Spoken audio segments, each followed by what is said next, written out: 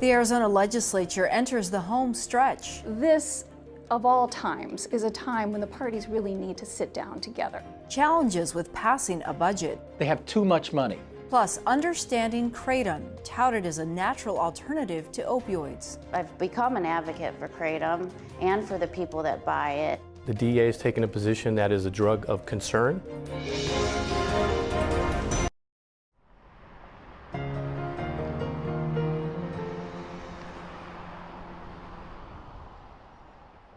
A new bill signed into law this session changes how the state regulates a natural substance called kratom. First, what is kratom?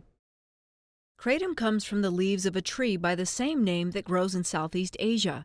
It's often marketed as an herbal supplement in the United States where it's legal. Last month, Governor Ducey signed the Kratom Consumer Protection Act, which makes it illegal to sell to minors, creates labeling requirements, and prevents it from being sold if it contains certain ingredients.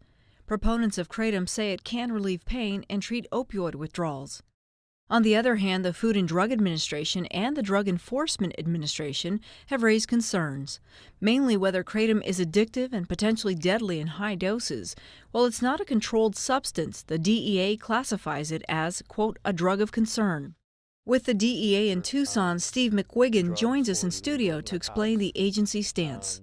The FDA has restricted the marketing of kratom in the United States.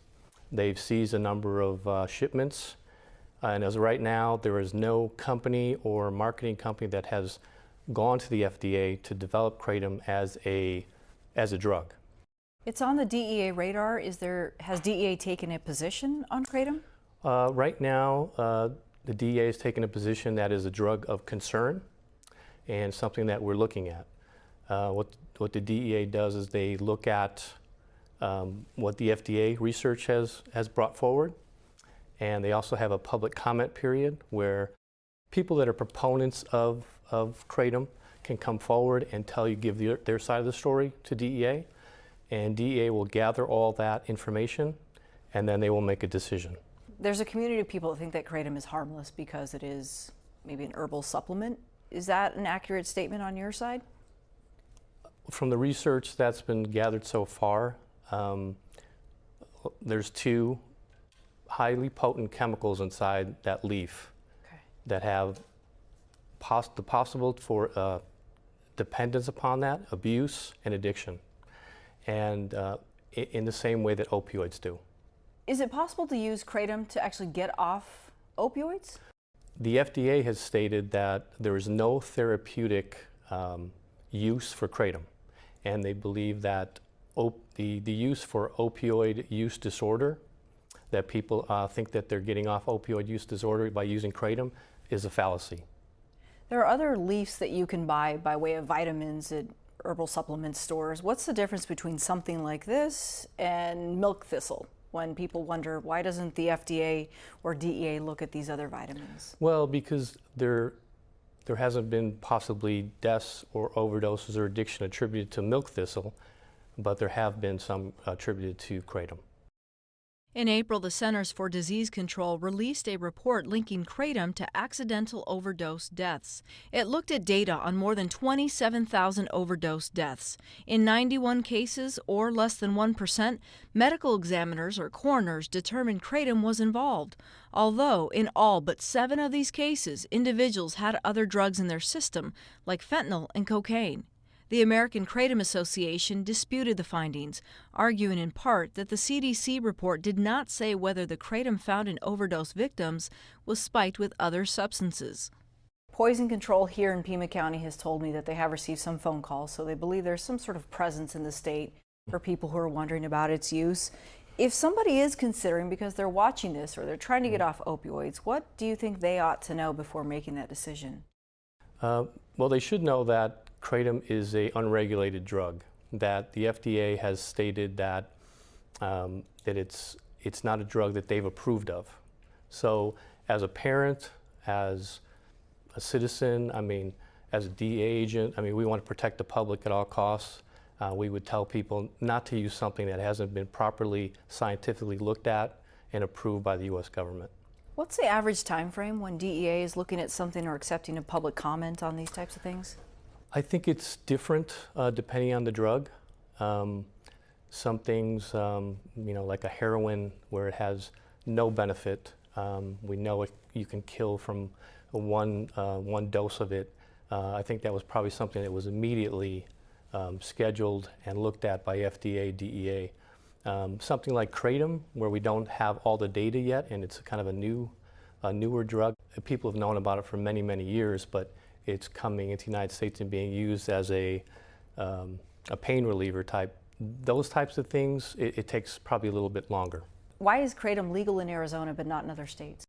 Some states have taken action against Kratom before the federal government has taken any action because they feel that it's a threat to their community. So some states have passed laws that have restricted the use or sale of Kratom in their communities. The state of Arizona recently just passed a law that no one under 18 can purchase Kratom. All right. Steve. So I think we're moving toward that direction of restricting the use or regulating Kratom federally and possibly in the state of Arizona. I think we're moving toward that, but we're not there yet. In Tucson, several smoke shops and specialty stores sell Kratom, as well as some specialized vending machines. We visited one business and spoke to owner and Kratom advocate Jill Fickett-Sugarman to learn more about the customers who come through her door. What does Kratom do to a person's body? I mean, it affects their mental and their health. Is that correct? It's a great antidepressant, and I'm not a doctor by any means, but I know from experience and from what I've seen.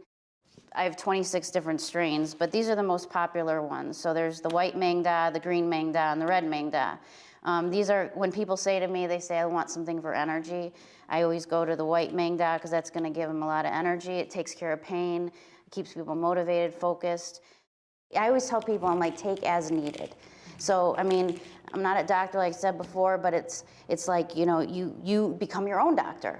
So you kind of figure out in a natural way, do I need Kratom now or can I take it later? Or, you don't have to rely on a doctor to tell you what to do. Hi, how you doing? Good, how are you? Good, thanks. Can I get 50 grams of alcohol? You're seeing a different clientele of customer, right? Yeah. Tell me a bit about some of the things they come to you for that, Kratom will help them with. They will come in just telling me that they are tired of taking, their Advil or their ibuprofen. They're taking like 800 or 1,600 milligrams every 4 to 8 hours. I mean, like, not a good amount for the body or the liver. That, and also just in terms of people coming in and saying that my doctor's reducing my, my opioids, and I need something to help me with the withdrawal symptoms. And this does the trick. I think it's still probably out in the public opinion just whether or not it's a safe product. Though it's not illegal, many people are skeptical about it. Well, natural medicine, it's taken a while to get into the United States. So that's one thing. I'll tell you what's interesting is back in 2016, the government wanted to put a 30-day ban on Kratom. I've never seen or heard anything like it. They had a 30-day ban on Kratom. They were giving people 30 days to get rid of all their Kratom, whether they were vendors, people that took Kratom. That was how my business got big, was the government was trying to put a ban on it. They never ended up doing it because there were so many people that protested. And finally, on the 30th day, like the 11th hour, they said, okay, we're going to do more research. Because there were so many people that were like, we need this. You can't take this away from us, too. Do you think that when your customers come in, this is like their last-ditch effort? Because oh, yeah. Oh, yeah. Well, for a veteran that actually was at the VA, and he had been prescribed so much for so long, and they were reducing his dosage and his prescription, and he was literally on the floor going through withdrawals. I mean, just ready to kill himself. This was his last resort. He was literally going to take his life if this wasn't going to work. And he's still taking it to this day. You're kind of in a gray area given that DEA, even at the local level, our governor is, okay, it's on my radar now. What does that mean for you moving forward? How do you proceed with kind of so many unknowns? Well, I do these kind of things, interviews, and I've become an advocate for Kratom and for the people that buy it. I would just continue to fight the fight, you know, and like I said, I put a sign out saying, hey, this is where we sell it. I know people get confiscated. I know things happen, but I'm willing to take the risk because what else is there, you know? Someone's got to do it. And that's all for now. Thanks for joining us. Be sure you visit us on social media and let us know what you think. We'll see you next week.